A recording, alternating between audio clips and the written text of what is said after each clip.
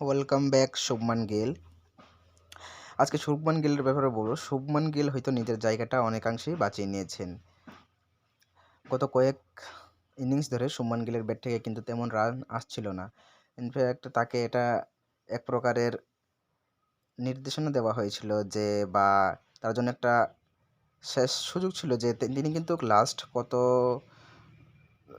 9-10 innings ধরে তেমন ভালো খেলছিলেন না বা রানও করছিলেন না। যদিও রঞ্জি ট্রফি সিজন চলছে, সো এই ম্যাচে যদি তিনি রান না করতেন, হয়তো তাকে রঞ্জি ট্রফি খেলতে হতো। বা আমি আগেও বলেছিলাম, শুভমান গিল অথবা শ্রেয়াস আইয়ারের জায়গায় সরফরাজ খানকে খেলানো বা সুযোগ দেওয়া একটা প্রয়োজন।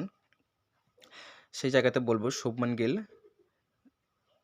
গতকালকে ভারতকে আর নিজেকে অনেকটাই হয়তো সেভ করে নিয়েছেন।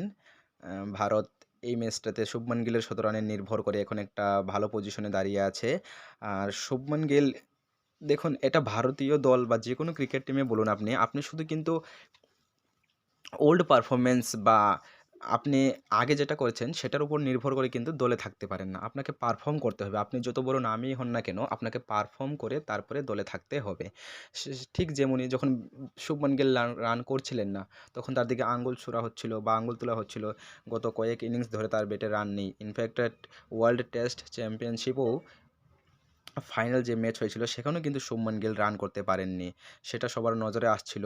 অ্যান্ড কি বলবো, কোচিং স্টাফ বা যারা নির্বাচক সিলেকশন কমিটি আছেন তাদেরও নজরে আসে যে আপনি গত কয়েক ইনিংস ধরে রান করছেন না, বা আপনার দিকে আঙুল তুলতেই হবে। সেটা কিছু করার নেই। এটা ক্রিকেটের বা আপনি ক্রিকেট টিমের একটা সিস্টেম বলতে পারেন। ঠিক যেমন এখন রোহিত শর্মা গত কয়েক ইনিংস ধরে রান করছেন না।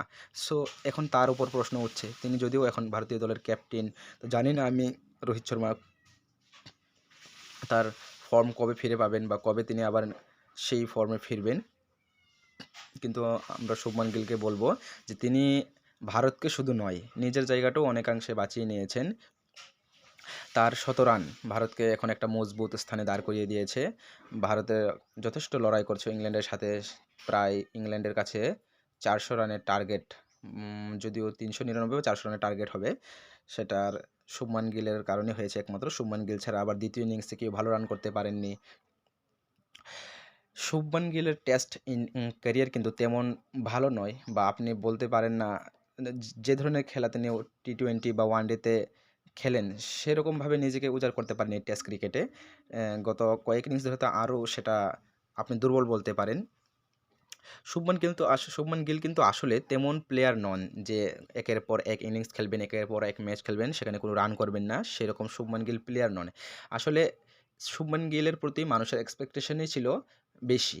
বা আপনি বলতেন সাধারণ লোকের কাছে যে শুভমান গিল ভালো খেলবেন, রান করবেন, সেটা আমাদের আশা বলতে পারেন, প্রত্যাশা বলতে পারেন, বা আমাদের ভরসা বলতে পারেন। সেটা আমরা নয়, শুভমান গিল নিজেই নিজের স্থানটা তৈরি করেছেন। তার জন্য তার থেকে আমাদের আশা থাকে। রিসেন্টলি যখন 2023 ওয়ার্ল্ড কাপ হয়েছিল, সেখানেও তিনি ভালো কোনো ইনিংস উপহার দিতে পারেনি তেরকমভাবে। যদিও মিডলে সে 83 বা 80 প্লাস রানের একটি ভালো ইনিংস খেলেছেন। তো আপনি ৯-১০ ইনিংস খেলে কিন্তু একটা ইনিংস ভালো খেলে দলে জায়গা পেতে পারেন না। আপনাকে পারফর্ম করতে হবে। বিশেষ করে টেস্ট ক্রিকেটে কিন্তু আপনাকে পারফর্ম করতে হবে। আমি আমার ভিডিওতে বলেছিলাম যে ভারতে কিন্তু ক্রিকেটারের কোনো কমতি নেই, বা একের পর এক লাইন লেগে আছেন। আপনি পারফর্ম না করলে কী হবে? আপনার জায়গাতে অন্য কাউকে স্থান দেওয়া হবে। সো পারফর্ম তো করতেই হতো। আর শুভমান গিল কালকে ১০০ রান করে একটা যোগ্য জবাব দিয়েছেন বলতে পারেন। শুধু শুভমান গিলের ক্ষেত্রে যে রান করছিলেন না বা আঙুল তোলা হচ্ছে এরকম কোনো বিষয় নয়। ভারতীয় ক্রিকেটে বলুন আর যে কোনো ক্রিকেট বোর্ডেই বলুন, ক্রিকেট টিমেই বলুন, আপনাকে পারফর্ম করতে হবে। পারফর্ম করার পরেই আপনি দলে স্থান পাবেন। নতুবা আপনার পিছনের স্ট্যাটস বা পিছনের যে ইনিংসগুলাকে নির্ভর করে আপনাকে দলে জায়গা দেওয়া যেতে পারে না, বা আপনি দলে থাকতেই পারবেন না। আপনাকে পারফর্ম করতে হবে। তো শুভমান গিল ওয়েল ডান। আপনি যোগ্য জবাব দিয়েছেন বা সেটাই করিয়ে দিয়েছেন যেটা প্রয়োজন ছিল আপনার ক্ষেত্রে, ভারতের ক্ষেত্রে, সবার জন্য প্রয়োজন ছিল সেটা। তো আমাদের তরফ থেকে আপনাকে কংগ্রাচুলেশন। আপনি আবার পুরনো ছন্দে ফিরছেন, সেটা দেখে খুবই ভালো লাগছে আমরা ভারতবাসী। আর আমি বলব যে একটা শতরান নয়, আমরা কিন্তু শুভমান গিলের ব্যাট থেকে একটা, দুটো, তিনটা, চারটা নয়, আমরা অনেক শতরান দেখতে চাই শুভমান গিলের ব্যাট থেকে। কারণ শুভমান গিল সেরকম প্লেয়ার যেরকম আপনি বিরাট কোহলিকে বলতে পারেন।